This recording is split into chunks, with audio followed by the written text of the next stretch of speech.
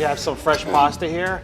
My rule of thumb is I usually use durum flour to make my pasta, and it's 1 egg per person. That's how usually I figure it out, and I usually split it up. If it's 2 eggs, I use 1 egg yolk. I was going to say, it looks like you have some extra yolk in there. Yeah, It's there's a really little yellow. extra yolk in there. Nice. So we're going to just pass it through the machine to get it the consistency that we need. We don't need this much. Okay. So we're going to cut that. Looks so nice and smooth. It does. I just made it before we came here. Did you?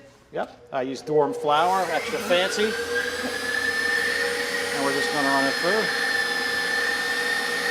See, now this is so much nicer than the hand crank machine. Oh, much you know? nicer. You just don't get the work out Right. there. So now why are you folding it over like that? I'm folding it just to make the dough a little smoother. Okay. And incorporate all the flour and get the right width.